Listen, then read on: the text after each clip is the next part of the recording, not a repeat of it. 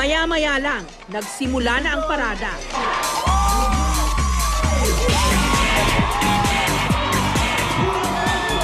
Jessica!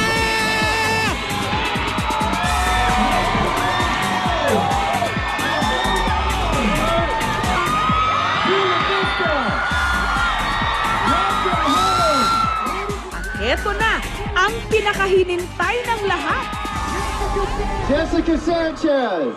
si Jessica Sanchez. Welcome home!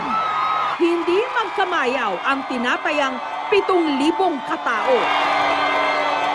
It's unbelievable, and I don't know, this is the best day of my life, you guys. I love you guys so much. Ang pinakasikat na sigurong residente ngayon ng San Diego, nag-mini concert. Rolling, rolling on the river, river,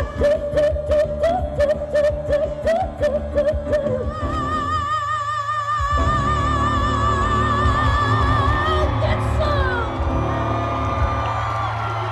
Tulip I love you so much. Thank you for coming out. Maya-maya lang, may espesyal na taong tinawag si Jessica. I love him so much, and he's helped me tremendously.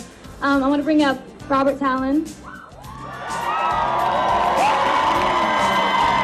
Thank you for pushing me further in my music career. I want to invite you to the American Idol finale. We have talked about this moment for how many years, and the time is here. And we're gonna vote her our next American Idol.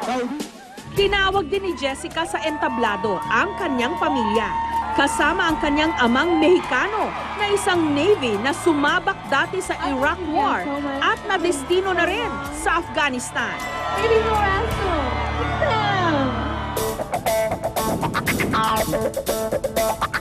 Karamihan sa mga Pilipinong residente ng San Diego may kamag-anak na nagtatrabaho sa US Navy.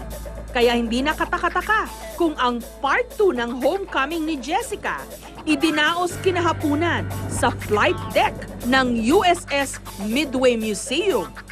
You are so great. Thank you for representing our community so well. May ibinigay ring token ang US Navy sa kanya. We tried to get the smallest one we could. I hope it fits.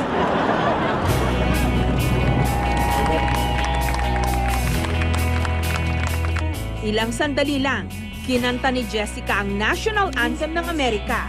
Oh, the land of the free and the home of the brave.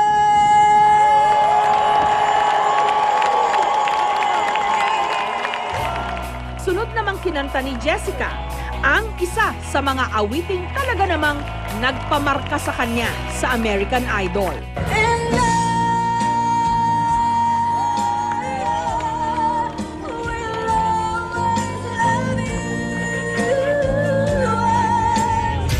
Ang tila formal event, naging concert nung ipinamalas ni Jessica ang pamatay niyang estilo sa pagkanta, yung tinatawag na growling.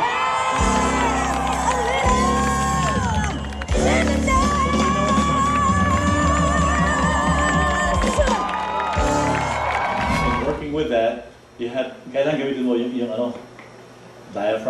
Ayon sa vocal coach sa Chula Vista na si Rolly, mula raw nung sumikat si Jessica, marami ng mga batang mga awit ang nagpapaturo sa kanya kung paano mag-growl.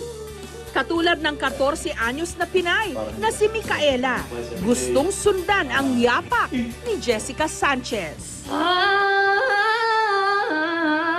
I just turned 14 and I have 2 more years before I'm able to audition for American Idol and what's so like America's Got Talent, The Voice, and everything else for singing. I hope I can make it in. They all say that Jessica is my idol, you know. So Uncle teach me to sing like her, no. Eh, before nga, hindi mo na ako nagtuturo ng mga growling at saka grunting. Tinuturo ko lang sa kanila ngayon kasi gusto na nila. Balik tayo sa Midway Museum kung saan pinaakyat naman niya ang kanyang amang nasa Navy para i-dedicate ang susunod niyang awitin.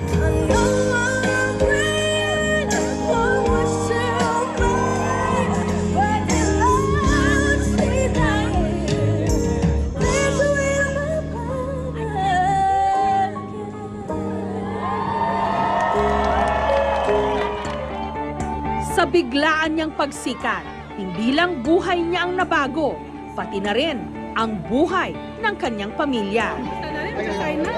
Instant celebrity na rin kung ituring sila ng publiko. Palaging binubuntutan ng kamera. Come on, Zach and Jeremy.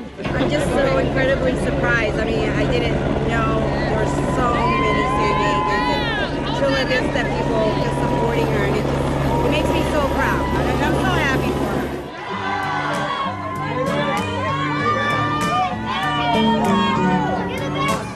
Sa pagtatapos ng homecoming sa San Diego ni Jessica, sa higpit ng yakap niya sa kanyang ina, ramdam ang pangungulila nila sa isa't isa. Samantala, kahapon lang, pasok sa top 2 si Jessica. The first person to compete in the season 11 finale is Jessica Sanchez! Ang makakalaban niya sa finals, si Philip Phillips.